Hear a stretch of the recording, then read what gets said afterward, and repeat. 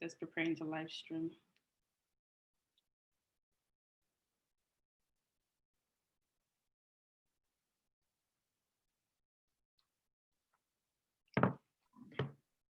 Yes, yes, yes. We are live on YouTube. Preparing to live stream. Okay, I'm gonna mute my end so that it doesn't. Okay.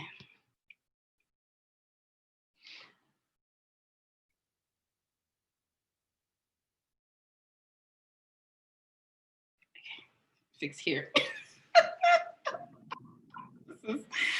Okay. All right. I'm trying to see mine, so I think it looks fine. Let me change my view to gallery. Okay, gallery view. All right. Good morning, good morning, good morning, or good afternoon, ladies and gentlemen, everybody. Thank you so much for joining another episode of Shown on Demand. For those of you who are here for the very first time, thank you guys so much for joining. And if you're not here yet, please tell people, forward all of these links to people, ask your people to tell your people to tell their people that it's happening here and everybody needs to join right away. So if you're here for the first time, this is my YouTube channel, and we've spent this entire series addressing, different aspects of racial issues that, African Americans and, Africans specifically have been, encountering in the United States. We've had conversations with fathers about, their experience with their children and their children's experiences with racism. Raising sons in America. We had a conversation with the mothers as well. We also had a conversation with our mental health experts as well to help us, guide us on how to handle this level of stress that we're all going through. We also are now having a conversation with a law enforcement officer. Yes, ladies and gentlemen, I told you that I was going to bring someone on, and thankfully we have Bola Atoki with us today. She's going to introduce herself formally and tell us, what she does exactly. But I want to stress this out, guys, that we don't have a full panel today with many people because this is a very sensitive time that we're in. A lot of officers, a lot of, departments are very wary about going on air and, speaking about racial tensions, the issues that, it's affecting the African-American communities. Nobody wants to come online and say the wrong thing, and then people misconstrue or take it the wrong way, and then, there's a backlash. So that's the reason why we have Bola. And Bola has been super brave to come on here. So please, ladies and gentlemen, wherever you are, please just give Bola, Thank you. An applause, please give her an applause. She is one brave woman. And I will say this also, that she's not here speaking on behalf of her department, okay? She is speaking as a law enforcement officer. She's speaking personally. She's not representing, the agency that she works for. So let's make sure that we call that out here. So I don't want anybody to go and quote her and under any ramification and say, XYZ person was speaking on behalf of your agency and said XYZ. No, that's not the case. She's a law enforcement officer, but she's speaking on a personal capacity, not on behalf of her agency. So, Bola, thank you so much for joining us. Thank you so much. I'm very excited. I'm very happy to hear have you here. So please introduce yourself. Thank you very much. Thank you for having me. I appreciate you reaching out to me. My name is Bola Atoki. I have been in law enforcement for going on 15 years. Whoa. I have been an officer for about 5 years now, specifically a law enforcement officer. I've been living in Oklahoma for most of my life, I would say that. So I'm happy to be here. And if you have any questions, feel free to reach out to me. All right. So guys, we are intentionally leaving out the name of the agency that she works for. Nobody should go and start digging because I know you people, you Nigerians especially. I know you guys very well, so you should behave. All right, so we had asked during the course of the week, asked a lot of people to send in questions, about things that they want to discuss or just want to have a law enforcement hear the perspective of a law enforcement officer. But before we jump into all of these questions, I just want to just generally ask you, how are you, given the times that we're in? How has this impacted you in any way? Thank you for asking that question. For me personally, it's been kind of a very trying time right now. It's been a trying time for the past couple of years, but right now, it's been exceptionally difficult, I would say. Pressures from all different directions. As an African American, there's pressures. As a police officer, there's pressures. Having conversations about race or police in general is difficult with children. It's even more difficult when you're an African American woman having those conversations as a police officer. So you have to be mindful of teaching your children the reality of things, but at the same time, trying trying to teach them to be optimistic and be hopeful Yeah. at the same time. It's been interesting, I would Yeah. say that. Okay. Now, I can't speak for other people might say, they're not fazed by all what's happening, or they're fazed, or they feel like they're being personally attacked, maybe is the word. And I mean, a little bit of pressure is never bad. I mean, that's fine. We all have to deal with it. But it's been trying, more so for me personally. More It's been personal. trying. Yeah. Have you guys been, I know I've been reading so much on social media these days, and I feel like, people are beginning to, cautiously, but in a way manifesting their anger on law enforcement officers, especially the ones that they know. Like if they know, oh, this person that lives on the street is a law enforcement officer, are you guys, have you felt any kind of harassment? Have you, experienced any kind of harassment from anybody? Has anybody been giving you like the death stare? Has anyone sent any kind of menacing note, something? It hasn't been that I wouldn't say it's been that bad, but yes, we do have one specific incident where we had someone come to our house and was just being really inappropriate. I mean, and people feel like they have a right because we're public servants to ask us questions, and that's perfectly fine.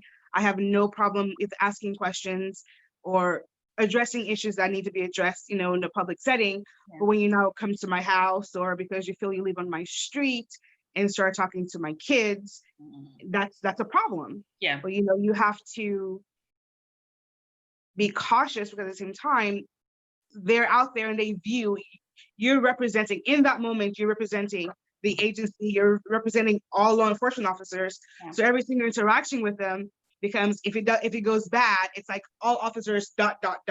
Yeah.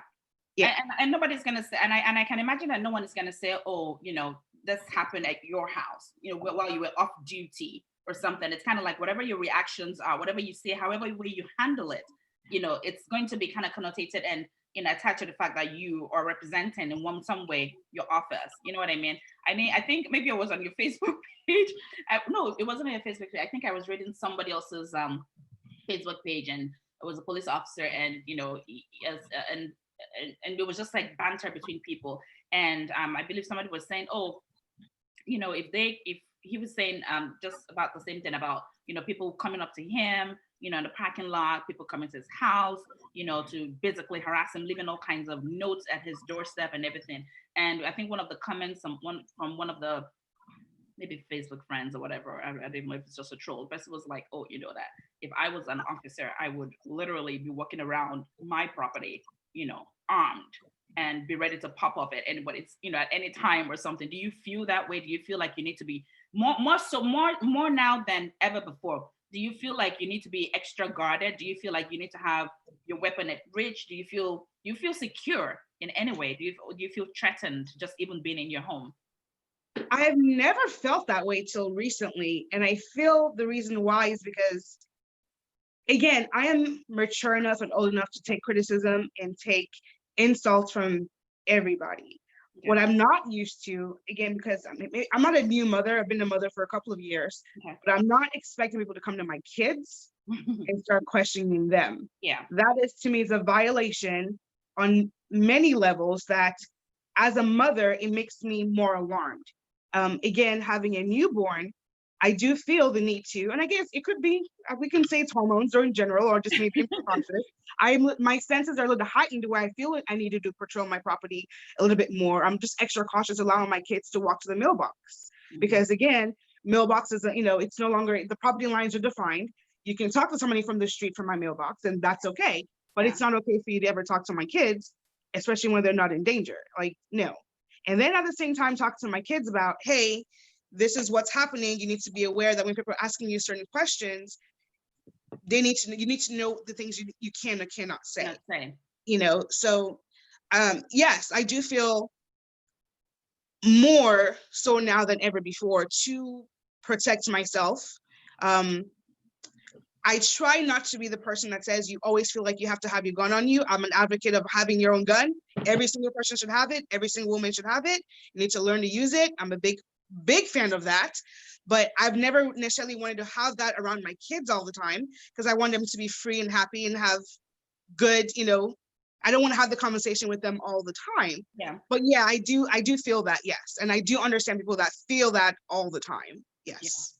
Yeah. Oh my gosh, guys, if you're a woman and you're listening to this, we've just been advised everyone should, be, I don't even know if I know how to shoot a gun right now, other than what I see on TV, I'm a very big advocate of the Second Amendment right. I feel every single person should learn how to use a firearm correctly, obviously. Yeah. And you have a right to have one, and you should exercise that. Absolutely. You should exercise that. Okay, so that's something that, we've been learning a lot of things that we should be doing from this whole series. And I want to believe that I know the typical Nigerian or typical African woman will probably not go near a weapon or go near a gun. But guys, come on, we're in those times where this should not be strange to you anymore. You need to be able to defend yourself. God forbid if something goes wrong somewhere. Learn to use it appropriately. Learn to be able to protect yourself from it. So those are some of the changes that we are trying to drive from this platform. I don't know, maybe I guess when the gun range is open, I think maybe we should do like a group, let's do like a group trip there and go learn how to, shoot something and, hold a gun and all of this. You have to learn how to start protecting ourselves. Awesome. So we're gonna jump right into some of the questions that people sent to us, right? So someone had sent that among the 134 pages of the draft police reform bill, some of the reforms include making it easier to prosecute police officers for misconduct, policies to eliminate racial profiling, bans on no-knock warrants in drug cases, restricting transfers of military-grade weapons to police departments, and incentivizing local authorities to ban chokeholds by withholding funds. Now, based on those, right, do you think that do you agree or disagree with any of the proposed rules from that bill? Do you think that we should make it easier to prosecute police officers for misconduct, eliminate racial profiling? Should there be a ban on no-knock warrants in drug cases? Should they restrict transfer of military-grade weapons to police departments and just leave that only for maybe specialized department like SWAT or the rest of them? What are your thoughts? Sure. I'll start with the ban on chokeholds, I guess. A lot of agencies, okay, we'll talk specifically in the incident in Minneapolis. Okay. I think most people would agree that was a very tragic incident. And I don't think there's anybody that I've heard that said, oh yeah, that was totally fine, everything was okay. Not a single person I've ever heard say that, not anybody in my agency, not any police officer I've talked to throughout this entire time. Yeah. I feel like I'm not casting judgment on the results of the case or what's going to happen when they go to trial, but it was a very tragic incident, and it was shocking and jarring to watch happen on TV, and the whole world saw it. So yes, that specific position he was doing, I've never seen it before. I don't know anything about it. I don't understand it. So again, that is not something I was trained to do. Yeah. If that was what they were trained to do, that's their agency, and they're gonna, the hammer's gonna come down on them how it comes down on them. I was never trained to do that specifically. So, most of the people that I know were also never trained to do that. Yeah. So if we're talking about chokeholds, I don't even know if that was even a chokehold. Do you know what I'm saying? Like, I don't know what that was. Yeah. We have chokeholds and we're trained to do it. Not everybody, I've only seen it actually done once ever before. Yeah. But again, if your life is in danger, you need to prepare yourself to be able to do anything you can to protect your life or somebody else's. Yeah. And if God be a chokehold, that might be necessary. So as far as saying using a chokehold as every step, no, obviously not. That doesn't make any sense. But a lot of agencies, from what I've understood, don't even do chokeholds. Like a lot of agencies just, moving past that, don't want to do them, and that's fine. Things have to happen sometimes before you revise policies that were made before. So I have no problem with that. If the agencies want to decide no chokeholds, that is perfectly fine. I have zero problem with it. The no-knock warrants are usually done by specialty teams, and you can go back and forth about what is the pro and the con about that. The Brianna situation, again, is very tragic. It's very unfortunate, and a lot of things could have been done beforehand to prevent that. I'm gonna say lots of things, that, and again, I'm not gonna fault any specific person because I don't know the entire situation. We only know parts and pieces of what we know, and that's part of the problem. We only know certain pieces, and we're making judgments on certain segments and certain fragments of information that we know. A lot of officers are argued. I mean, you can't tell me that going to somebody's house who is an actual drug dealer and giving them time to prepare to shoot you would be good. You know what I'm saying? But lots of bad things have happened as well with, knock warrants. I mean, we can argue all day about do they need better training. It's going to come down to what the people want, what city council wants, what the agency wants, and what has happened in their specific instances that make them decide on the decision that they decide on. You know what I'm saying? I don't know if they can be some grand sweep general across the board decision about that, and maybe there could be. We're all transforming and trying to do better, so then maybe there could be, but lots of agencies don't do chokeholds and some do. That technique, I have no idea. So that brings me to another question then. So police officer trainings or law enforcement training across the country, is there a uniform training manual or training, what's the word that I'm looking for here, that is used across the country? Or does every state, every department, every, agency have their own specialized way? So if I was a police officer in Oklahoma, and then, person B is a police officer in Washington, D.C., would the training that the police officer in Oklahoma, are they subject to a different type of training than the person in Washington, D.C. or in Florida? Yes and no. In Oklahoma, we go to a law enforcement training, which is certified by the state, but we also have specific agencies who are much bigger that have their specific training as well. So there's a standard all across the board. Is there a national standard? Yes, there could be a national standard, but we are certified in the state of Oklahoma, so we have to abide by state of Oklahoma laws and regulations. Do you think it would be beneficial if everyone followed, or if there was, a nationwide training that all departments, everywhere across the country, every single agency follows, like regardless of the size, regardless of the budget that they have? This is like, say, for example, I wonder if it's even possible that there is like a national training academy, that all police officers would go to. Like, doesn't matter what states in the country you're going to be, you would have to go to XYZ camp or training school or whatever it is to have your training. Do you think it would be beneficial to do that way? So that, because, like, for example, you were saying that, part of the chokehold, you were not trained that way, right? So now I'm even wondering if, Derek, whatever his Chauvin or something. Now I'm wondering, in his police department, where they trained that way, like that this is how you restrain people, you know what I mean?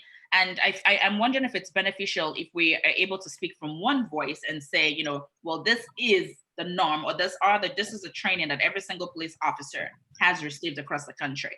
Chokehold is none of that. Does not belong there at all. Every police officer that sees that can speak authoritatively and say, this is not how we were trained. I don't know. I don't know if that would be necessarily beneficial. Each community is different. Each agency is different. Each city council is different. So I feel like, yes, a national standard would not necessarily be bad. But again, we're talking about individuals. Are we going to have a national trainer that goes all across the country and train all these people? Or are all these officers going to go to one specific place? I mean, that sounds like a federal thing. Yeah. Policing is a state-run agency. So we're not under the same rules. I mean, there's just so many different agencies. Yeah. I can't even imagine what there's so many federal agencies that we don't know about. More or less, you now want to talk about each individual city and municipality and their police departments. So I don't think it's something that we can do realistically. No. And when it comes to chokeholds, again, techniques, if they taught him that, then that's again going to be down on them. That's going to be down on the Minneapolis Police Department. That's going to, the consequences of that. But I wasn't trained that way, so I can't speak for what they want to do. So I can't speak for how they train their officers. I wasn't. So I mean, we're all looking at like, okay, that's interesting. Okay. Yeah. Right. Yeah. So we're all spectators in the same field as well. Yeah. And again, when we talk about different communities, police officer has granted the ability to have discretion. So that's something I don't know. You can't nationalize discretion. Do you get what I'm saying? You can nationalize, you can standardize training, but again, discretion in itself is it's a power. It has a certain amount of freedom that comes to that. Yeah, I can imagine. So, somebody's asking now that just going back to the whole George Floyd, Derek Chauvin issue, like the police officers that were there, the other police officers. But there was one that was, I think that was like his fourth day or something, on duty and everything. Was there anything that they could have done, to prevent that? Like, could they have? And to be very honest, I think when I was reading, I read so many all kinds of dialogue about this, and some people were like, well, if you're new on the force and your training officer says do X, Y, Z, you do what your training officer says you should do. And in my mind, I'm like, I bet if my training officer says jump off of 10-foot bridge, right? I was like, yeah.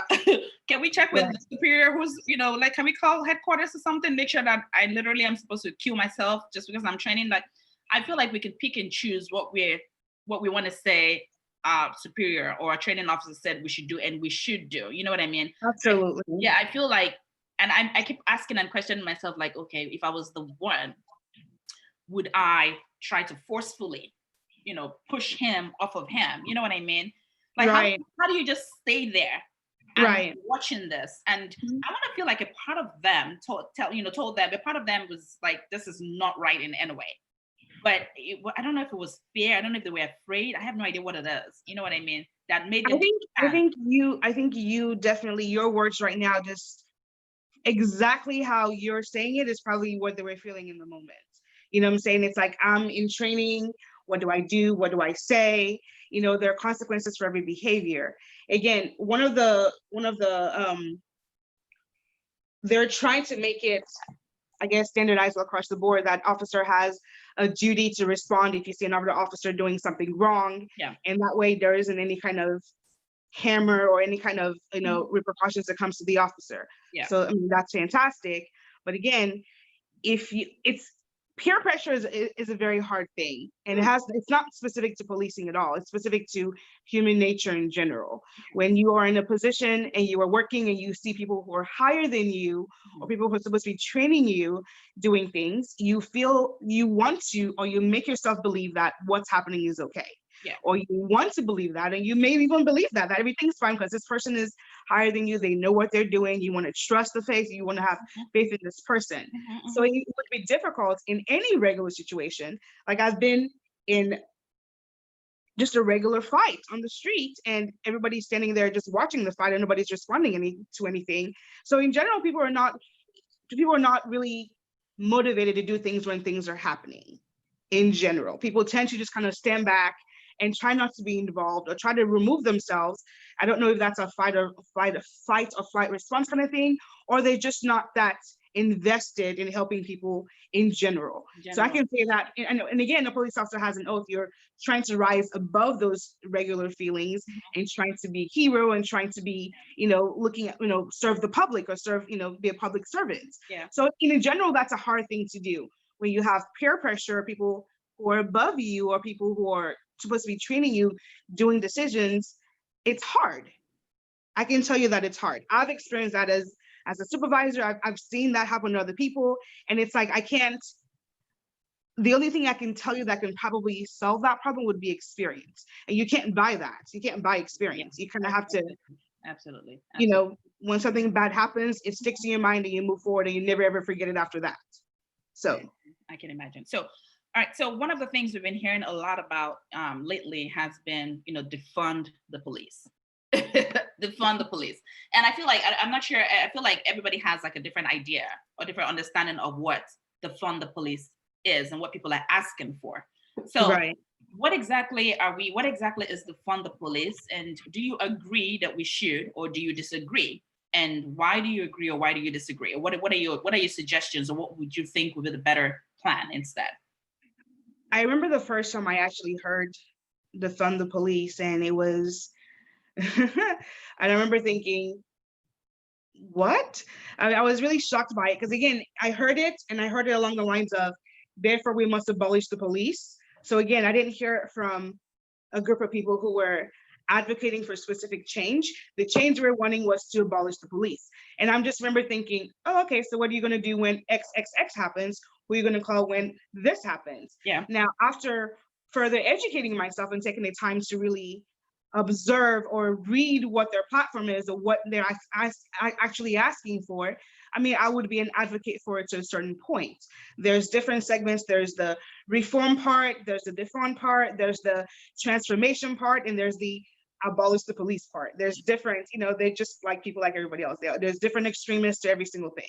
So, I mean, one of the things I've heard is defund the police so therefore we could fund certain social justice programs that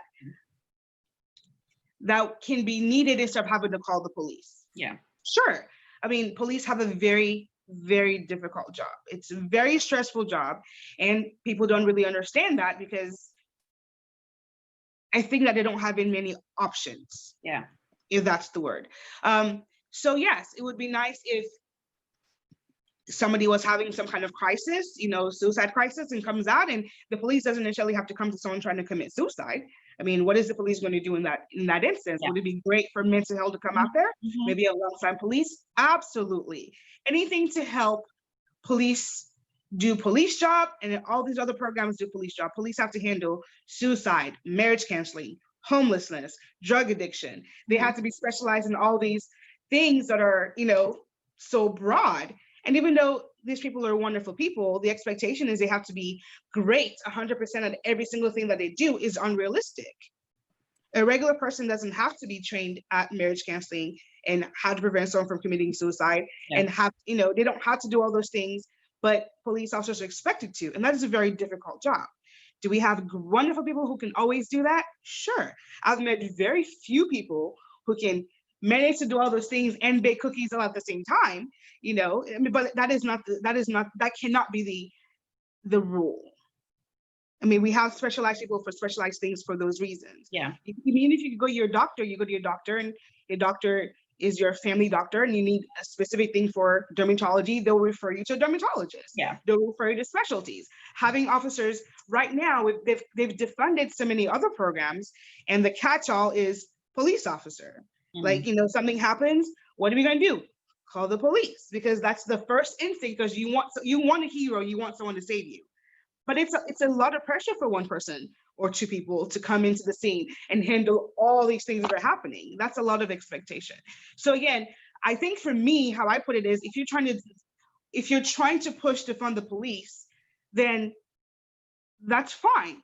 As long as you're making sure you're aware that all those things, before you start defunding things, you have a replacement for what you're defunding. Mm. If you're going to start cutting budgets, and the police officers are getting, the agency is getting reduced by officers, those calls are still going to come in if you have no replacement. So I guess that's my issue is advocating for defunding is great if you have a specific replacement. I have not heard of any person who's given me a great replacement thus far. Yeah, absolutely. So while we're speaking about this reminded me of something that I saw yesterday. So do you think, someone said police officers should, well, let me ask first, before I go there, let me ask, how many weeks or months of training or years of training does a person have to go through in order for them to become a police officer? Okay. For me, with our training, we had, I believe it was 576 hours of training. And then we have continuous education every year as well. So every year we have to go back and do specific things to meet the requirements every single year. Okay. Some other agencies might have longer than that. Like I'm saying, those bigger agencies might have longer, 6 months of training or whatever. But for me, the standard is 576, and that's for the state of Oklahoma, which is a lot of hours. So that's approximately almost 3 to 4 months away from your family. You're away, you're going away for the entire week and coming back. So yeah, it's not just here, congratulations, you're a police officer, like people try to say it. I mean, do they know Are they going to know every single thing about the law when they come out? Absolutely not. I mean, no, that nobody's, that is a burden that is unrealistic to achieve. So it's funny you brought up the law thing, because that was my next question. Someone had suggested and said, that would it or would it not be a good idea, or that they think it's a good idea if police officers should actually study law before they become police officers, so that they're more versed, in the law, because a lot of them do, I guess, with experience, eventually they start to catch on and know what laws and what, and a lot of them also do not know. And you see a lot of videos coming out these days with people challenging police officers with the knowledge of the law. Like, oh no, I know my rights. I know this, you can do this, or I know you cannot do this. I know you can detain me. I know you can ask me questions. I know that you cannot, go into my house without a warrant. I know. And then you see some police officers looking very confused. Like, I'm sorry, you're frozen, so I can't see, or I can see you, but I. Oh, you're frozen actually. You're frozen too. 1 second. What's going on? It's just a frozen screen from your end. You're frozen on my end. Yeah, you're frozen on my end. Let's see.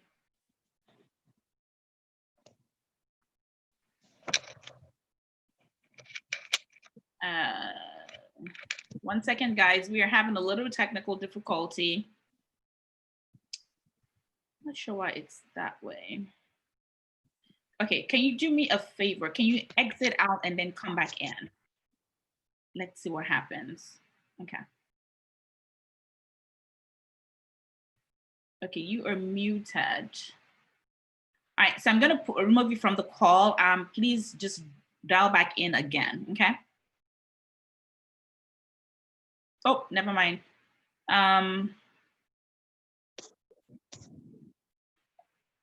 Okay. Can you hear me? I can hear you, but I cannot see you. So can you exit out of the meeting and then dial back in again? Can you hear me?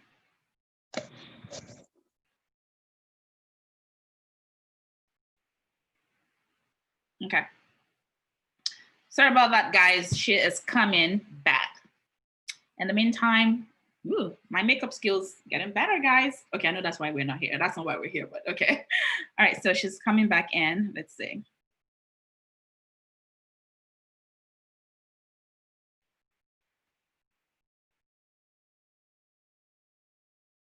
Can you hear me? I can hear you, but I do not see a video. Oh, there you go. Yay! You're back. Awesome, awesome. Okay, so somebody was, like I said, somebody was asking, do you think police officers should, go to law school? And while you're also, answering that, do you think that the 576 hours of training that you guys have, do you think it's really sufficient? And do you feel like it covers all the various aspects that you feel like, yes, a police officer would not know everything, but I feel like given the sensitivity of the kind of work that they do, and the fact that they're going to be dealing with people from all walks of life, right? All walks of life, all aspects. People with mental health issue, people, pregnant women, parents, dysfunctional homes, all drug dealers, all kinds of things. Do you feel like the 576 hours that you guys have, do you think that is sufficient enough training before you put them out there on the street? Okay, I'll answer that.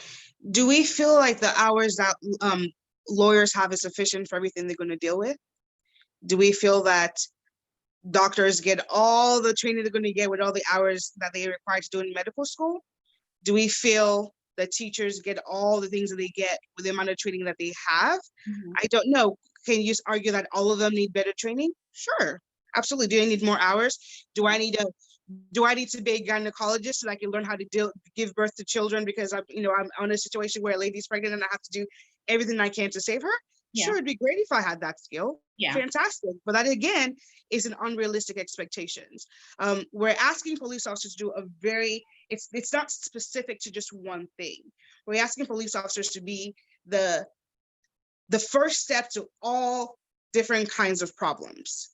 Like I said, they call police when someone's trying to commit suicide. They call police when someone's, having an abusive situation in their marriage. They call police when someone is overdosing on drugs. I mean, we're all trained to do the basics in those things. So yeah, sure. I mean, if you would pay me to go to get a master's degree and be a personal counselor, sure. If you want to pay me to be a gynecologist, sure. But again, it's going to take an exceptional person to be able to do all those things and be trained at once. It's going to be, I mean, it's just, can I expect Officer Joe to know how to give birth? No, I can't expect that. He's not a doctor. I mean, do they know every single thing about the law? Sure, that'd be great. But yeah, I mean, I get what you're saying, but I guess, you know, for example, we wouldn't expect him to know how to deliver a baby, but we expect that at least basic, you know, first aid training. And aside from that, right, not just even beyond first aid, I feel like it happens more often than not that police officers find themselves assisting a woman to give birth.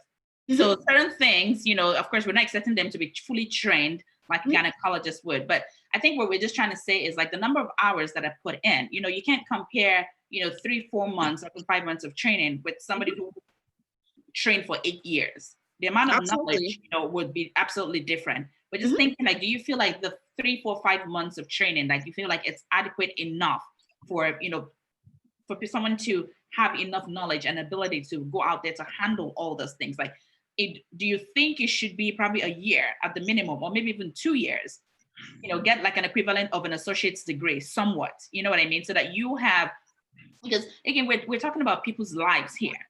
Like, okay, so let me put it in this perspective.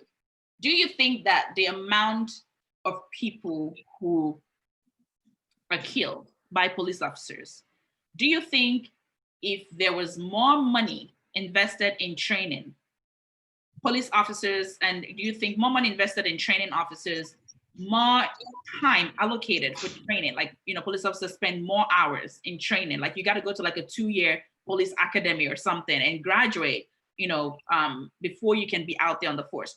Do you think this will have an impact on the issues that we're having right now with police brutality, especially in African Americans? Sure, definitely. I had a college degree before I became a police officer, and that was what sidelined me to become a police officer.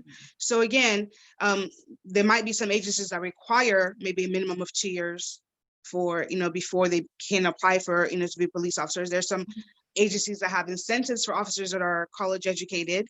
You know, some agencies don't. Again, I just kind of feel like, which I guess is part of the whole defund the police concept, is like, we're asking officers to do a lot of things and expecting them to know so many things and expecting them to be perfect in so many things, while we're saying, well, fine, let's just defund them. But, you know, there's no other alternative for these things. But my thing is, are we going to now say, well, let's invest more money into police, which is not what they're saying. They're not saying, there isn't a movement that says, let's give more police officers more money so they can go to school even longer. That's not the movement. Should it be the movement? Sure, but no, none of the reform, defund, abolish, transform is asking for that. So I mean, how I feel about it is how I feel about it. I mean, great. I think every officer should get an incentive to go get a college degree, but hey, that's just how I feel about it. Doesn't mean that is not the expectation that people have. That's not the expectation the public has. The public has an expectation that here's a problem, police are not supposed to know how to deal with it. It's cut and dry for them. Do you get what I'm saying? Yeah, obviously, and more training would be great for anything. I mean, I would love more training. I mean, I don't know any officer who would say, no more training. That'd be, you know, that'd be great. I mean, the skills that you learn in human relations, the skills you learn in communication can take you to other fields, not just policing. I mean, customer service is a great skill to have when you're in policing. You have to interact with so many people. You have to know how to interact with them. So yeah, I mean, sure, more training would be great, but nobody's advocating for more training for police officers in that sense. So no one is saying. That's what we're asking for when we're saying defund the police. We should rather be saying that let's allocate the funds towards more important areas, right? Like, rather than saying take the money away from the police entirely, it's kind of like, let's, you know, rather than spend money on XYZ grade of weapons that should be in the military only, let's take that money and put it towards maybe additional training or skills development, you know, whatever it is going to take, you know what I mean? Human development, you know, psychological assessments on the regular, which brings me to this. is there like a regular psychological assessment that's done, for police officers to ensure that they still have the right frame of mind? Because I can imagine sometimes that if a police officer has been in a very stressful situation, there's a possibility of like post-traumatic stress disorder or something. Are you guys required to take maybe like every 6 months, every year, like a psychological assessment by any chance? I am not required to. I was given one. I've taken more than once in my lifetime before I became an officer, and I thoroughly enjoyed it. It was great.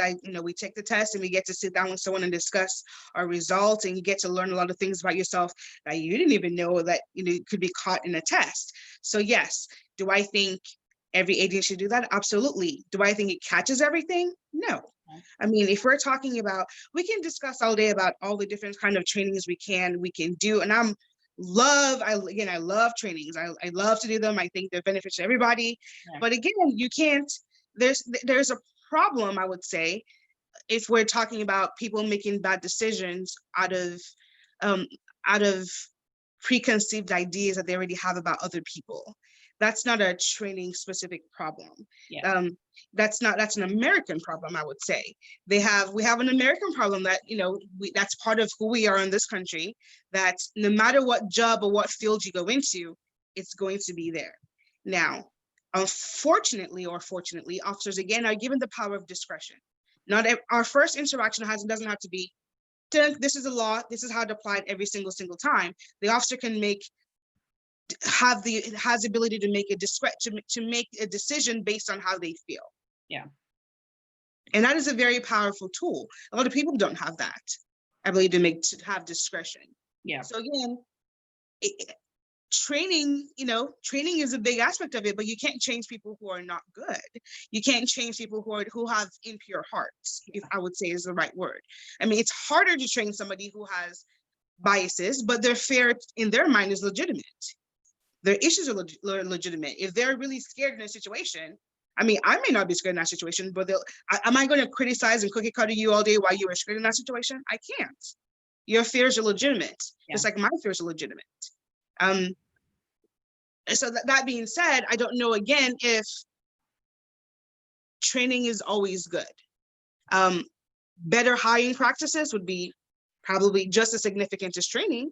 If we had people who were a little bit more, and I would say that over the years, I have seen better hiring practices. I have seen better background check on officers. They go through extensive interviews, extensive, talking to people's neighbors, going to their high school. I mean, So, but again, every agency is different. Every city is different.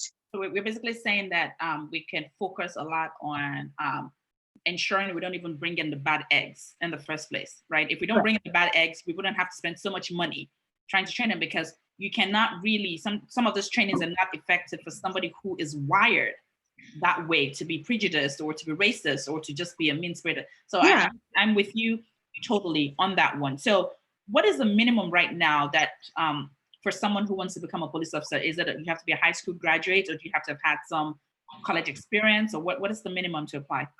It depends on the agency. Some places it's just a high school diploma. Some places it's minimum an associate's degree, some college, So again, from my experience, there hasn't been any agency that I've known that you have to have a college degree. But some agencies also make it a point to recruit people who have college degrees. Right. Oh, okay. Do you get what I'm saying? So again, it's just what the community is also demanding, what the city council is also demanding.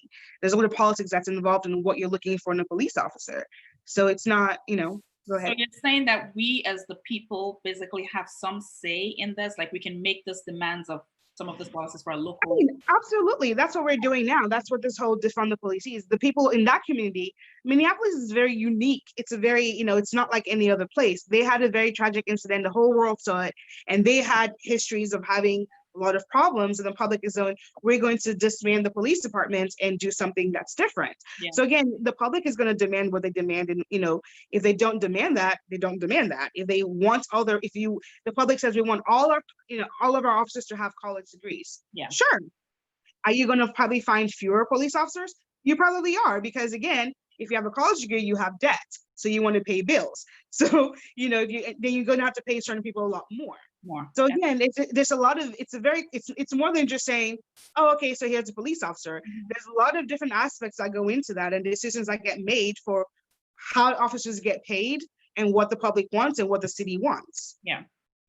So, all right. So everyone who's listening, this is another takeaway of how much our involvement in our community impacts us generally. And again, I'm saying this because, as Africans, we tend to just sit back and not get involved.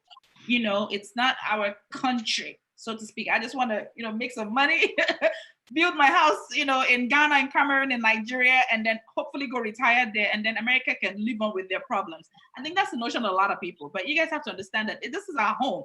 Our children are growing up. A lot of us, have kids that we gave birth to here and will remain here for a really long time.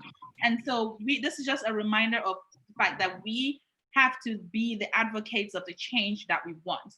The days of sitting back and crossing your hands and let other people do the dirty work is over. Like, we need to start speaking. And we talked about this when we talked with the mothers about how we need to, talk to our local school representatives for, the kind of curriculum the children have. Correct. We now know that the change is in our hands. We're also hearing this from a law enforcement officer that we need to speak up. We need to reach out to our local police departments, get involved in their policies and what's going on. However much the involvement the public can have, we need to be out there demanding and asking for change. Okay, we can't just, and again, this is one of the reasons why I love America. I can't imagine myself going to Nigeria and trying to be like where's police headquarters in Lagos again, going in there and saying, I want to know, please, can you share your policies with me or something? I want to know what, they'll throw me out of there in 2 seconds. If they don't even throw me in jail for even having the audacity and ask. But the great thing about America is nobody can harm you for asking simple questions that have to do with, the community. You can walk into any police precinct and request to speak with whoever is in charge. You can ask to know what their policies are, what they're implementing, changes that are coming. And I feel like now more than ever, we really should be doing that, and we should be asking, what are the current policies that you guys have always had, given the state of the nation now, what are the reforms that you guys are pushing, and we should be able to ask for those things so that we're aware. If we feel like some of the reforms that they're pushing does not very well represent our interest, from the lenses of, the I don't want to say victims, but from the lenses of the community, the public, the community. Exactly. Then we should be speaking up and making suggestions and, letting it be known that we are asking for this, so those are one of the things that we really should be doing, guys. All right. So moving on to our next question here. Have you ever had to stay silent and not speak up when you thought something was being done unjustly? Have you ever found yourself in that position? No, I've never, ever found myself in that position. My agency is we've advocated, you see something wrong, you say something wrong. Is there a culture is there a specific culture maybe that has that idea of, things people do, you want to be quiet about it? But I've never felt the pressure to do that, nor have I felt like my agency has ever done that to me. Absolutely not. My agency is like, I need to report, I need something on paper so something can be done and we can move forward. Yeah. So, do other people feel that pressure? As a supervisor, I make it clear to them that whatever issues you're having, you can come to me and talk to me about it, and I will address them, no matter what the issue is. Awesome. If it needs to move forward above me, we'll move it forward above me. So again, I've never felt the pressure. I try to make it clear to other people they don't need to feel that pressure either. Yeah, absolutely. Okay. So so somebody says, are there calls that you think are better handled by certain people in the force? Perhaps people with special training, for example, specifically someone who's a police officer who's specifically trained to help people with mental health issues. Like if they call into, 911 or something and give different, I don't know, maybe somebody who has some mental health issue. Do they deploy police officers who are specially trained or have experience? Do you think that, it's better that way? I do believe they do that. A lot of agencies do have special departments that go out for certain things. Like I'm a crisis intervention trained officer, so I do have some mental health training. That being said, though, would it be great if I had somebody else with me who was specifically designed to deal with drug addiction or suicide or any of those other mental health things? Absolutely. I think that would be phenomenal. But at the same time, I don't know if they're going to want to go out there by themselves. So it could be a team effort. Yeah. I think the problem that, to me, there is not a divide. There isn't a divide between the police and the community. We're here, we're all in this together kind of mentality. It's like, we cannot expect a police officer to do all these things independently, especially when you're not giving the amount of training or requiring them to go to, a 4-year program. Correct. You know what I'm saying? So you have people who are trained, who specialize in that. You have professional counselors that can do all kinds of things. So it has to be a joint effort. Has it gotten a lot better? Oh, over the years, it's been great. I've met a lot of mental health advocates and mental health people who have come and stepped in and trained us to do certain things and making us aware of certain problems that we were not aware of before, or even just dealing with people with autism or other kinds of problems, or or illnesses. So it's been, training has significantly improved. That being said, though, would it be nice if, I don't want to feel like every single instance that you get a call to come at you is going to be worst case scenario, but it could be worst case scenario. So obviously you didn't have a police officer there. But yeah, it would be great if you can have, if somebody had a problem, and they can call a mental health specialist to come out, maybe in conjunction with an officer. Great. I mean, it's going to be, and I guess right now, this defund the police movement is going to eventually result into something that's going to be what we didn't expect. I don't know if that's going to be now, tomorrow, 30 years, I don't know. You know what I'm saying? But I think the idea is just to imagine what policing could be. Imagine if we could call 911 and somebody was, having whatever issue, it doesn't necessarily always get diverted to police officer immediately. Sure, that would be great. I mean, then we can discuss allocating funds to somewhere else, but we're not by any means there. I mean, those problems still exist, and police officers are still going to get called. Okay, awesome. So what are some of the things that you feel should be in place for you to be able to do better at your job? Wow, okay. That's great. Money, I'm just kidding. No. Again, I feel like if we had enough people, I run into this problem of not having enough people. Again, it's a tough job. Okay.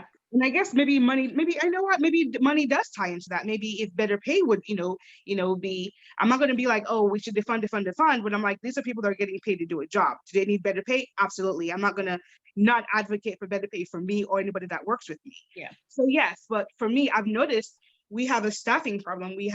We're constantly short-staffed. Officers have a very high turnover rate because it's a very stressful job. Correct. Very stressful. So again, I don't know if better training, better incentives would solve that problem. Yeah. Not everybody can be a police officer. Absolutely. And even me, I'm not a patrol officer because that is a very difficult job. It's difficult to go out there and patrol the streets and see things and see all the things that you have to see. It's a very difficult job. There's been a lot of support for officers, especially from my agency. So more support would be great as far as offering them assistance, dealing with the issues that they have, because they're just people like everybody else. Mm-hmm. They, a lot of mental health assistance for them too. The things that they see, like you said earlier, post-traumatic stress, the things that they see every day affects their personal lives. These are people going out there walking in things that we don't want to walk in every day. I agree. And that is hard. And we can't expect them to be, we can expect them to be perfect at every single thing that they do, but that's not realistic, I guess. It's a tough job. It is a tough job. I salute all of the great and awesome police officers that are out there. I can imagine the kind of, having to do, especially if you're out on the field and you have to deal with different personalities, every 5-10 minutes when you're called to, to show up at, an incident or something. It is not a job for the weak. I will say that. And my heart's off to you guys. You guys, the great one, the good ones are doing a phenomenal, awesome job. So, and I'm so proud of you that you are there doing your thing. God knows I don't have the liver to go and be a police officer. I do not. I can bring y'all, like a box of muffins and bagels or whatever. I will take them. Thank you. Take them. I can bring cold water to you guys and I see you guys out of the streets, but God knows I am not a uniform person because, you know, I see a gun, I will run in the other direction. So, but anyway, so, all right, so considering everything that's been going on right now, what's the morale like, you know, in the force? Like, how are people feeling? What's going on? It's low, but it's low. It's difficult because these are individuals. Again, the power of discretion is it's like something happened here. So next time I encounter this, do I make a different decision? You're given the power to make decisions or to make decisions about other people's lives. Yeah. So, it's like next time this happens, do I make a different decision? I don't want anyone to feel like they should not make good decisions or safe decisions because of getting persecuted or feeling like, oh, they've made a bad or making a bad, made a bad choice and they don't want to, lose their job or, all these things are going to happen. It's a difficult job, but the morale is low. But it's just important that we have to remember that the burden is on us. We are the ones that have to be professional. The public doesn't. We're the ones that always has to rise above. I hear often say, well, the public or people don't understand. Well, they don't understand. They're not going to understand. It's our job to maintain professionalism and because that's what they expect us to be. They expect us to be professional, even when people are saying the most hateful and vile things to us or doing the most disgusting things to us because they're upset. Yeah, we have to maintain professionalism, but the morale is low. I will say that. Yeah. I feel like those instances, like you said, when you see an officer, you give them water on the street, that helps. Because again, you feel like the entire public is against you. Yeah. And it's not the entire public, it's not the entire community. Yeah. It's just some people, something bad happened and we're all feeling the pressures of that. But when every interaction you or an officer has with the public and it's good and it's pleasant and it's respectful, it makes us feel good. So yes, we give the water and the donuts. I like that. That's great. We appreciate it. And I'm just gonna crack a joke real quick. So there was a time a few months back where an unmarked police car was around my area, around my street, and I know them because I knew that they were scoping somebody. There was a particular person in my neighborhood that they were looking for, but unfortunately, I knew that was a police car. So I went there, with my snacks and everything, and I rolled down, and he rolled down, and he was in his uniform, and I gave him some sodas, gave him juice, gave him some snacks, and I was like, I see that you've been out here for a few hours. I figured you might be hungry. He was like, oh, thank you. I was like, they're all sealed, so don't think I put something in there. And, we chatted for like 2 seconds, and I was like, by the way, I'm not just giving you this for giving you sake. I'm giving you this so that, in case when you see me speeding tomorrow, don't pull me over to give me a ticket. Right. I understand. Yeah. I said, don't pull me a ticket. I said, I'm investing in you. So I said, my plate, my car, this is the kind of car I drive. This is my plate number. If you ever see me in your system for any reason, come and speak up for me. I'm a good person. That's the power of discretion, He was rolling with laughter, and he was like, oh, of course, sure. He was like, don't get in trouble and everything. I was like, I don't get in trouble. I'm just saying, Right. So that I have a friend in the force. Right. So, that being said, what are some of the things that we, the community, what can we do to make life easier for you guys? What is it? If at all there's anything that we can do on our end, what can we do? That's difficult because again, the public is going to be the public. Everybody's walking around with their experiences and their own issues. We have the burden of having to teach our kids to say certain things and interact with the public in a certain way. I don't think that's necessarily police specific. That's just the nature of being a Black person in this country. I have to teach my kids different things that other people don't have to teach their kids. So again, will there be a day when that's gonna stop? I hope.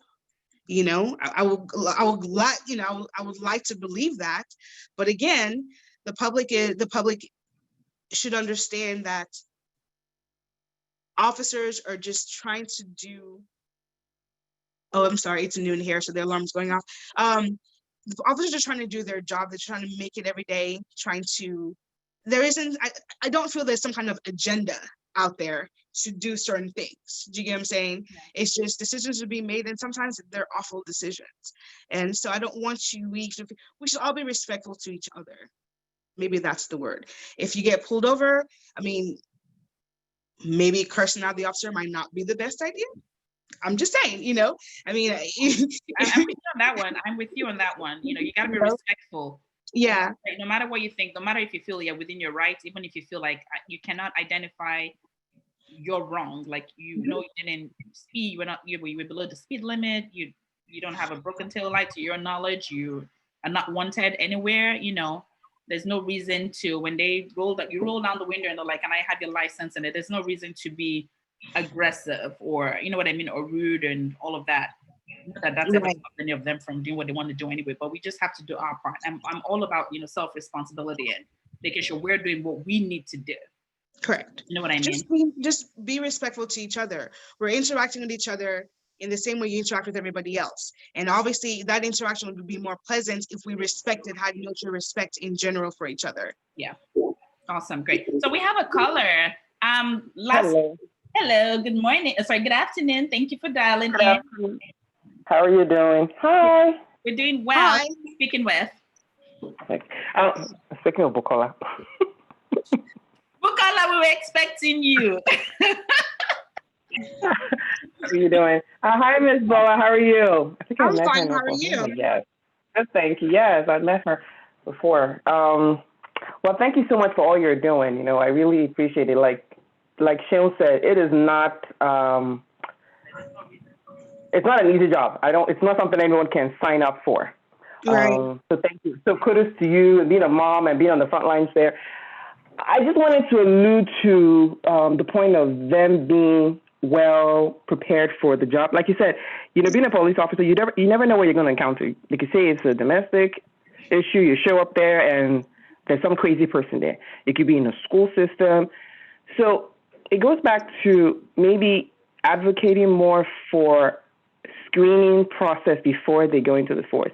I don't know how many hours you had said, but when you hear that, it doesn't sound like it's sufficient. It's just like saying a doctor that wants to operate on somebody or wants to be a dentist or something has only a few hours, and then the remaining is on-the-job training, internship. But I understand the need. We need police officers real quick to be. There's crime, there are issues to be resolved. Perhaps maybe being well. It doesn't have to be 4 years. It's just like the military. It's funded. Right. And then you only have to pay back in service and time by being in the military for a certain time. So you don't have to owe that money. Maybe the same thing with the police officers, because I work with youth and teenagers who have issues that they're working, they're doing well. And then the next thing I find out the boy is in the military, is in the police department. And I'm like, how did this boy get in here? And I know this boy needs more help. I know he needs to go through certain things before he can have a badge and a gun. Right? Because you see young boys, they grow up, they have police cars, they want to be a police officer. Like, I want to be a police officer when I grow up, because there's such a big honor thing there, being a police officer. It's like this, it's almost like, I don't want to use an offensive word, it feels like this, they kind of feel like they're like gods because they're protecting. And I get it to a point. So maybe that mentality has affected some in terms of how they behave. Hence why the issue of maybe them being more educated, anyone can be educated and it may not go through you, but those checks and balances. What are they studying in school? Take a psychology class. Take a class in family dynamics. Have someone who's been in the system for a while come talk to them about certain things. And that ongoing training. But there needs to be checks and balances. Not everyone is like you that goes in there with this mindset. There's a lot of them that come in there. It's like an escape route for some. Yeah. It's an escape route for some. The benefits, the access to the guns and badges. Is an escape route. So if that mindset has not been checked, if that mentality has not been checked, because their dads were police officers, their moms are police officers, if it has not been checked, right, they're just going to go ahead and just be tyrants in the community. They're not going to have a heart. So all you have is a 5-year-old boy that grew up, that was never checked by his mom, was such a rambunctious child, thinks he can jump and play anyhow and be naughty. And then, what do you want to be when you grow up, Johnny? I want to be a police officer. So Johnny grows up, goes through high school, he's naughty, and he may be good. And then guess what? He's in a force, and he comes, and he has a gun and a badge. So that's where that's coming from, because that kind of behavior ties into what happened. I don't want to go political, but when you saw the generals, when you saw Esper come out there and denounce the use of force that the president used, you see, that right there was almost costing him his job, but it was conversations between the generals and people meant to say, you know what, you cannot stand for this. So that's a different level of brotherhood. And I really want to challenge that mindset of, how the police think, my brother did wrong. I cannot snitch on my brother. That may be the wrong term, but it's like, I can't check my brother. I cannot tell him he's doing something wrong. It's like, oh, everyone is all against the police. Nobody's all against the police. Everybody's all against the immunity that has allowed them to act some of them, not all of them, act a certain way and get away with it. So just that whole process, go in the hospital, like deal with certain things. I had a 5-year-old girl in my daughter's class, preschool. She just act crazy. Never called the cops on her in a private school. Acted crazy all the time. There was something wrong with the girl. And they didn't do anything. They didn't call the police on her. They should have a couple of times. She's no more in the school anymore. So there's that different application of how you handle things, the lens of bias, not for all of them. So that's why we're going back to the education thing. Not 4 years, not 5 years, 2 years. I have a young man that I know. He went to school and he's a police officer now. He's really good. Does he have his bias? Maybe.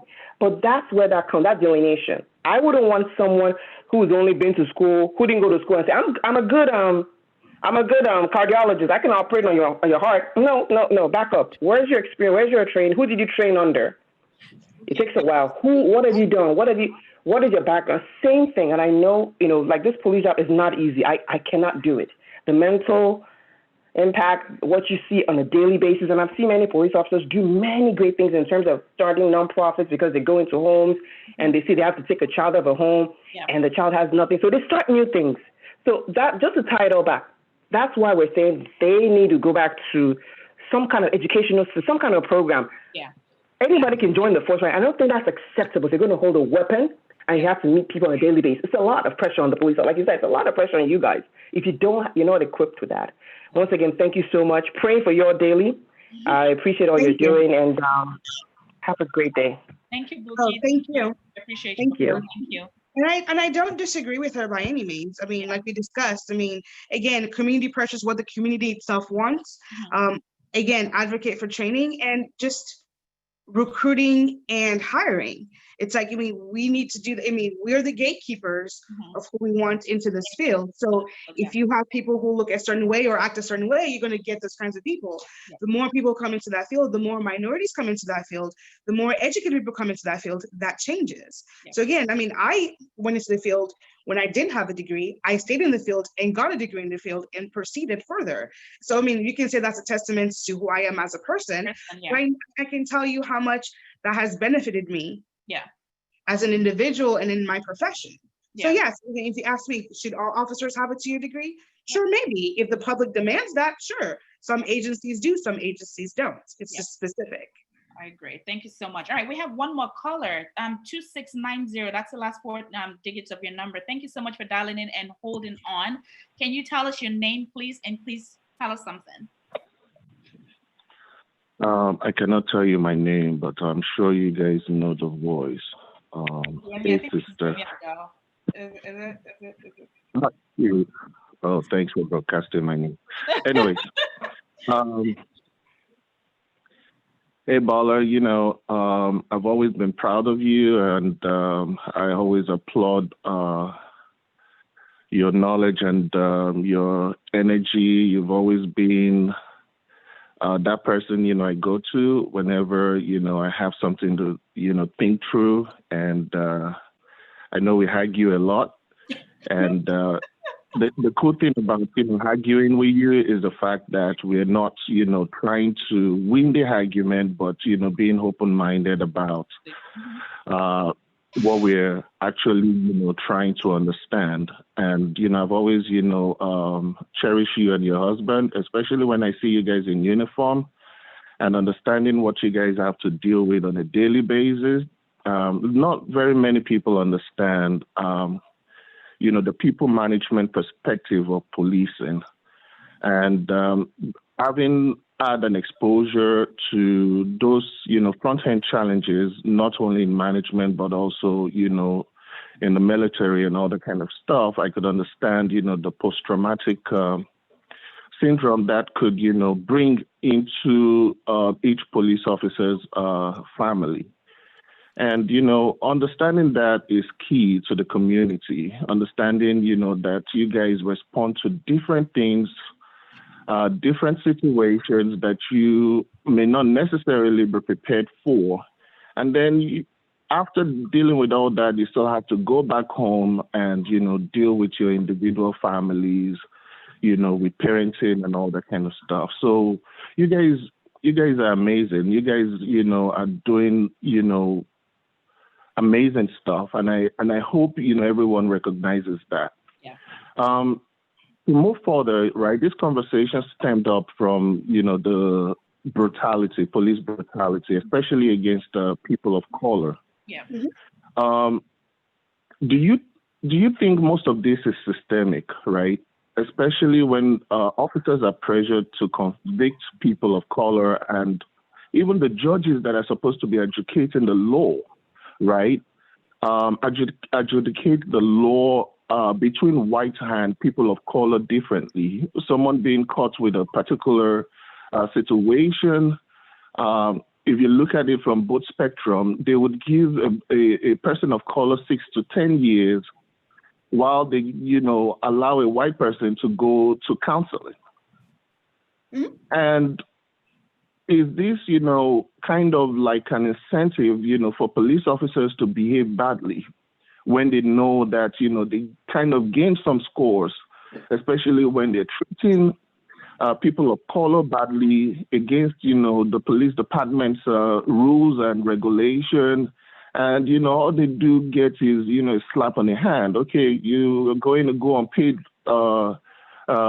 administration leave just for us to investigate this. And at the end of the day, they come back in. And even if they end up getting fired, they just only need to change county, move to another state, and still pick up the same job in a different state to be police officers. And people have, have been, and I think you touched on that, right? People, with hatred in their mind are seeking this kind of job just to begin to perpetrate their hatred. And it seems like, the government policies is, kind of supporting these behaviors. And then, before I let you answer that, I want to cite, other systemic issues around schooling. And you also, mentioned something about having psychologists and all that kind of stuff, to help deal with this kind of situation. But if, you are having, the policies out there that is creating desperate differences between people of color and, people that are in power, right? Then you have created a social differences that is, perpetrating this behavior. And as you have mentioned, it's not only in the police force, it's happening in business management, it's happening in churches, it's happening everywhere. Even, some Black kids are watching programs that automatically, make them feel less inferior. So when they encounter situations they're supposed to speak up against, they are scared of speaking up against those things. And, the peer pressure also that you did mention in places of work. When you see your superior doing something that is wrong, would you be able to say something about it? And I put in the comments as well, at one point, a woman did speak up against it. And at the end of the day, she was fired because they felt like she put other officers at harm. Wow. But the person she prevented from, being chokeholded is still alive today. Yep. So, is this really systemic situation? And how do we resolve this as people? Not as, a Black person, not as African, not as white people. How do we resolve this situation as people? Yep. Okay. That was a very big question. So again, with the movement that's happening right now, and again, as an African American specifically, and Nigerian American or American Nigerian, however you want to phrase it, and a police officer, for me to say that there isn't systemic racism in this country just feels naive to say that. So right now, the hand is coming on police, and police is the one that's being addressed as far as, racist America, this is what it is. Yes, I get it. Now, is there an American problem? Absolutely. Is the movement maybe centered focused around policing, but is it trying to address systemic racism in America in total? I believe so. Now, is it going to be up to minority groups to solve systemic problem? I don't think so. Even though we're the ones that get the burden of that, that situation. Now, can we move past systemic racism? Yes, but we have to start acknowledging it. I think that a lot of people don't want to acknowledge that it exists. And you can't argue with people when you can't decide on what the facts are. Yeah. So we're not anywhere close to solving that problem. People just don't want to acknowledge that it exists. People don't want to acknowledge that they have implicit bias. They don't want to see it. People still think it's okay to say they don't see color. So again, I don't know. The problem as far as systemic racism isn't going to be solved in policing. When the public again starts demanding different things, which is why I'm not against the movement that's happening now. There's an outcry because of a bad situation that happened, but it's more than just that. It's a whole all across the board. We want to address racism or systemic racism in this country. All the businesses are looking into that or saying statements saying, hey, we're not going to tolerate those kinds of behaviors. But yet a lot of the people when the higher ups in their company are still not by any minority group. So it's a big problem, but it's an American problem. We all collectively have to work on that. It's not going to be profession specific, I don't think. Do you understand what I mean? Yes, I do understand what you mean. And you clarifying that this is an American problem, then how do we prepare our kids to deal with this situation, be aware of the situation, educate them, to be bold, to have self-confidence, right, as they deal with this situation, in hopes that the government would recognize this at one point in time and, put policies and begin to change policies and close those gaps to address this behavior, right? So what in your own perspective as a public safety officer would need to be done, to help us in our community to raise children of virtue and children of honor that would be able to take up these challenges? Because it seems like, our generation may be failing in this and millennials are beginning to take up these challenges. How do we now build the children that we are raising, to be able to tackle this? Oh, I feel that. I mean, my kids have experienced more things than I cannot possibly imagine experiencing at that age. I grew up in my very fundamental years in Nigeria. So again, I was privileged enough not to experience racism or experience that kind of discrimination at a very early age. Yeah. My daughter, on the other hand, is not privileged in that aspect. She's obviously privileged in other aspects. Yeah. So again, it's difficult to have conversations. It's difficult as an adult woman to deal with microaggression on an everyday basis. It's even more difficult to try to articulate to a 7-year-old how they're supposed to deal with that. It's difficult. So again, for me, what I've done is educate myself or try to educate myself as far as who do I want. People want to vote. They only particularly care about voting during the times when we have a presidential election. We need to get involved in who we're hiring or who is in charge of our schools, who is in charge of our local government, our city council, our legislators, our congressmen. We need to be listening and choosing people who are going to be our voices. I'm going through that right now. I have a choice between 2 different people that I want to vote for.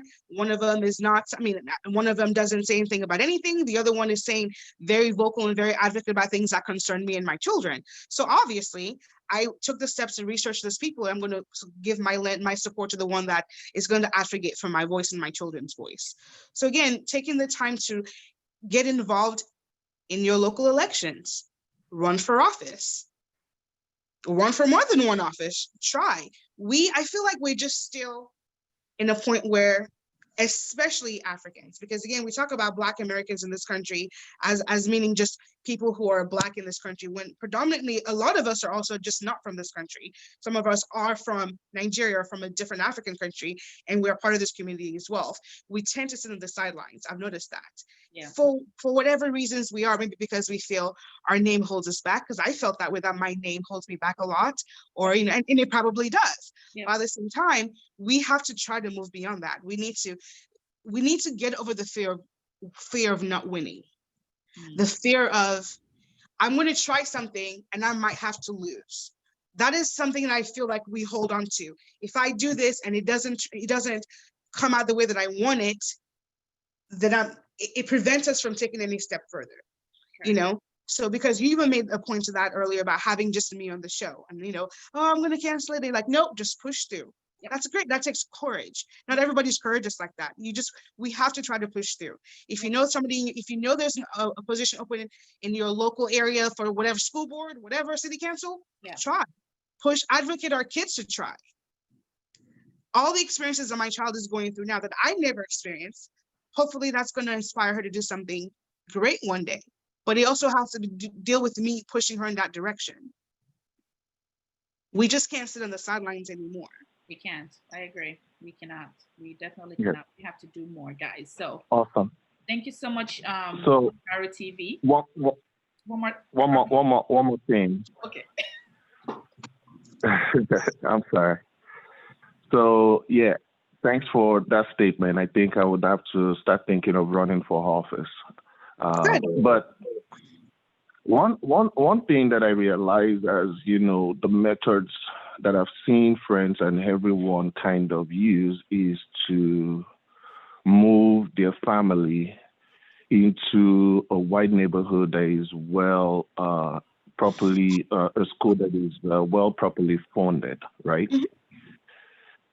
Without us, you know, trying to kind of better our own neighborhoods. Better our own neighborhoods. You know, take inventory of who we are. And, you know, that bothers me on other levels, right? In the sense that why is, you know, schools in our neighborhood underfunded against schools in white neighborhood? What are we doing instead of, you know, running into the white neighborhood? And you see how the government, you know, plays a role in this, right? The people in the white neighborhood have a right to wanting the best for their children. And when they see us run into the neighborhood, they get scared because, you know, the policies allow them to have access to this stuff. And when they see us coming into their neighborhood, you know, that freaks them out on the basis that they're going to lose this money, they're going to lose this opportunity. So what are we doing as groups of people to challenge those status quo? Why are we, you know, just, you know, accepting it and adapting to this status quo as opposed to challenging it and, you know, standing up for what is right? Our children are, you know, also human, right?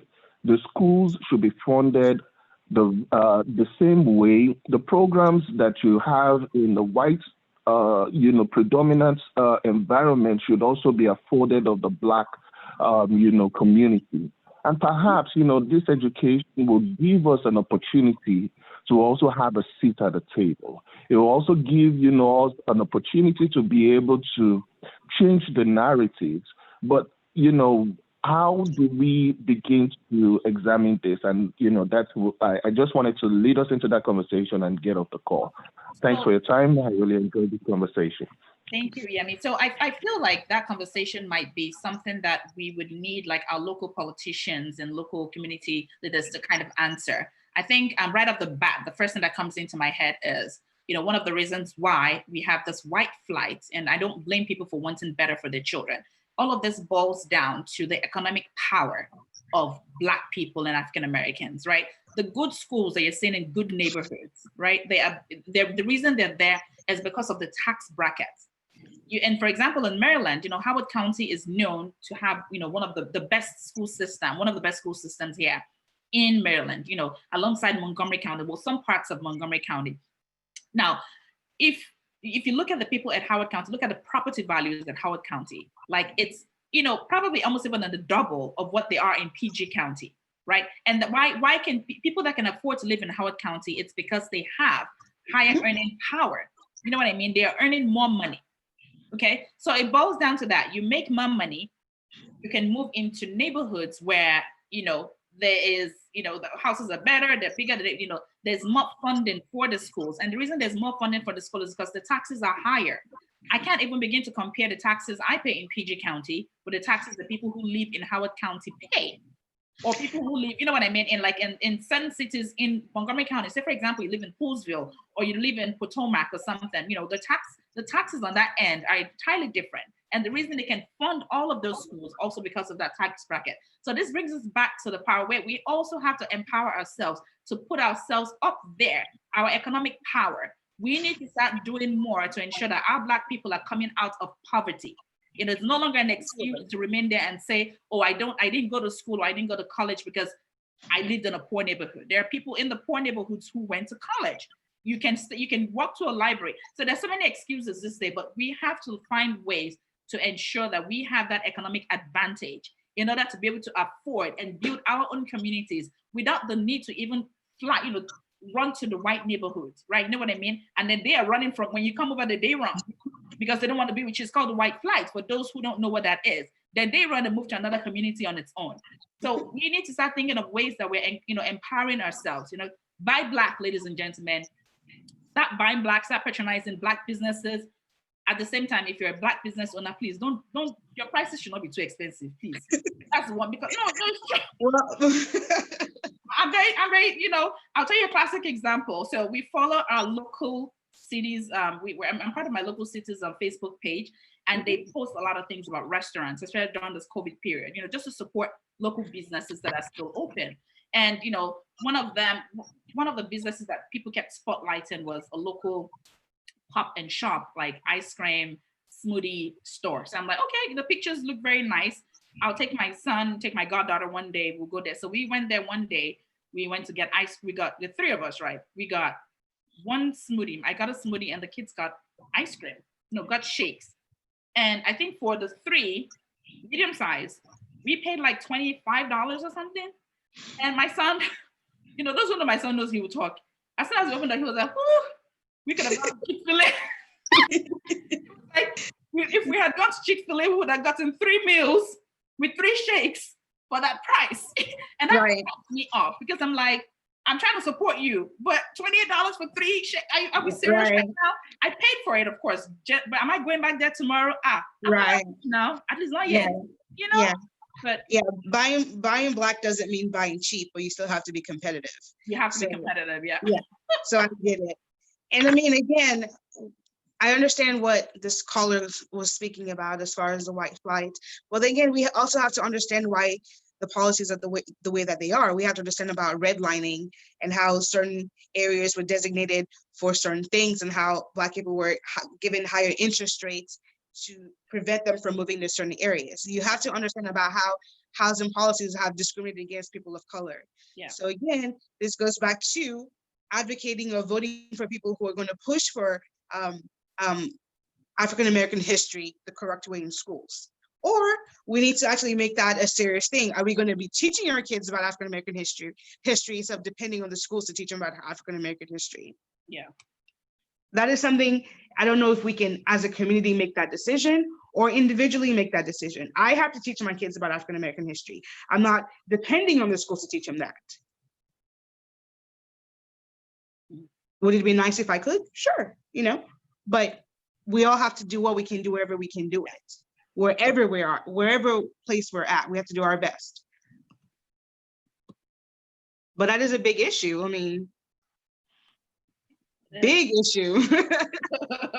It is, unfortunately, it is. So I think somebody else had another question. Adedayo, I'm looking for your question here. It says, I have a question for our guest. I'm trying to find where it is. Where is it? Okay. What biases do you have or have you had to deal with as a law enforcement officer as regards to people's looks, race, ethnicity, income bracket, demeanor? And how have you dealt with that? He's asking for a candid answer. Oh, sure. That's a personal question. I think for me, it has been the one that has impacted me the most. Yeah. two have impacted me the most. One that angered me the most, and one that gave me perspective. Okay. Yeah. So I was requesting a promotion. Well, I wasn't requesting permission. I was trying to tell somebody that I have a college degree. I need to do all these things and da-da-da-da-da. And they said, "Oh, I didn't even know you were interested in doing anything like that." Oh, and wow. I was like, but I was taken aback from because I just assumed, well, I've been doing a great job. I've been working fine. You should, based on my merit. But no, they just didn't see me as wanting to be an officer. They didn't see me as wanting to be all these things until I said something, which isn't necessarily his or her fault that they had those judgments. It was up to me to say, oh, this is what I want to do. And as soon as I said it, they were fully 100% in support of what I wanted to do. Because they knew what I was doing. They knew my work ethic. They knew all those things. They just never assumed. So from whatever misconceptions he has of me, maybe I assumed that was because maybe I was a female. I assumed he didn't think I was interested in those things just because, until I verbally expressed those desires. So again, and then the other one that I have, the biggest problem I have is with people always trying to question my patriotism, I guess. Because my name is Adebola Toki, they feel a need to trying to insult me about how American I am. That bothers me, I think, the most out of anything, because it's like, I shouldn't have to prove where I'm from or what I do, especially when I was born in this country. So again, I don't know if that's even xenophobia or just racism or just a combination of both. But it comes from not just people of one specific race. That comes all across the board. And I know that's something a lot of Nigerian Americans or African Americans, and I mean that is in the sense of people who are Black in this country, who have African descendants, maybe 1 or 2 generations in, and are also American. I know that is a burden that we all have to walk with. And it's the one I'm still struggling the most with, I guess, because I'm Nigerian because my father's Nigerian, but my mother is not Nigerian. And I was also born here. So again, trying to separate me from that Blackness is very insulting. I can imagine. Right. Yeah, you're right. You're right in between there. You're in between, being that African side of you and also the African American side of you. Yeah, I can imagine how tough that is. Bukola is asking, Bukola, let's note what Bukola said. Is this from your fellow officers that you experienced this? No. Partially, sometimes, but not as more as just the public in general. So that's why whenever you asked me earlier, what can the public do to, better? The public is going to be the public. I expect, some people to be rude. I am the one that has to maintain professionalism. Yeah. I can expect everybody in the public to have a 4-year degree, understand, racism in America, understand sexism in America, understand, I can't expect that. I agree. I can imagine. I can totally imagine. Okay. So we are going to round it up with this. Bukola is asking also in the comment section that you share your nonprofit with us. What is your nonprofit?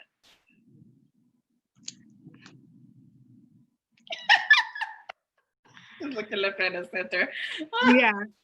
I will share it. I'll add it to you and I'll get back to you on that one. Okay. I don't want to give the wrong name on it. Okay. So that's fine. We'll put it up there. That was added by somebody else that's trying to be, okay, I got it. All right. Okay. And okay, Bukola is also saying run for office. Don't worry. I'm sure, I think it might be in her future somewhere. But are you thinking of running for office? Has that crossed your mind? You never know. You never. I'm going to be like how they said on TV. You just never know what I might do. I'm just happy to be here.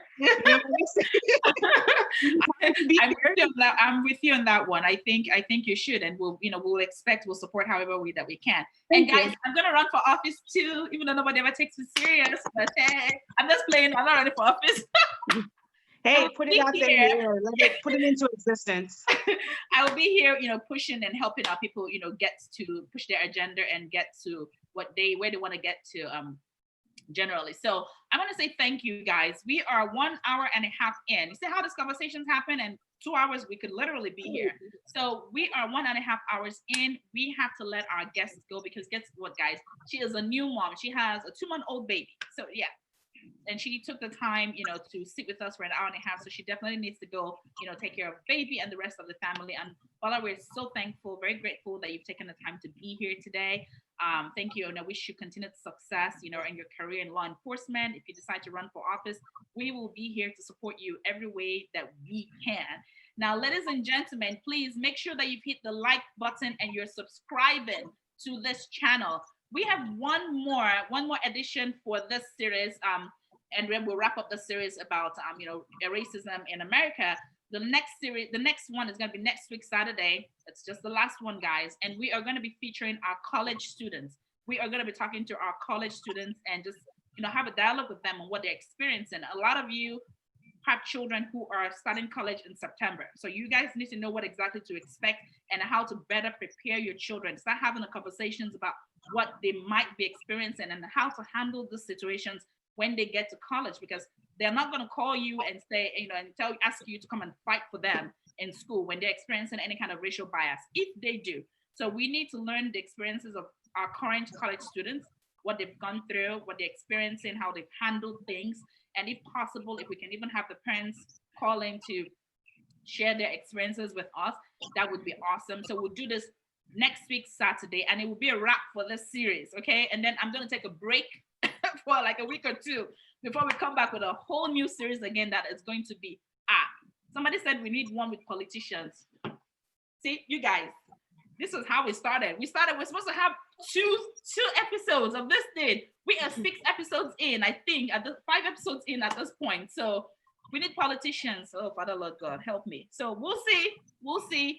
Maybe we can have some politicians who can come and help us and address some of the questions that our last caller had, right? On building their communities and what we need to do to get our people at that economic power that they need to be in order to actively be able to compete in society and for them to be able to build their society. There's some hard truths, conversations that honestly we need to have as Black people. Nigerians, Yorubas will say "Afowofa." There's some things that we do that we've caused by our own hands, our own doing. We need to have hard conversations with one another. Everything is not to blame somebody else or another color about certain things, yes. But we also need to have hard truths and hard conversations, about the things that we do and how we can make things better, okay? So yes, we might be having one with politicians. I don't know why I'm doing this, but we'll see. But thank you guys. I love you guys so much. Make sure that you can watch this over and over again. It will be on my channel. Make sure you share the link across all of your social media platforms. God bless you. Thank you all. Have a fantastic weekend. Thank you so much. Thank you for having me. Thank you for having me. Oh, absolutely. Thank you. Bye-bye.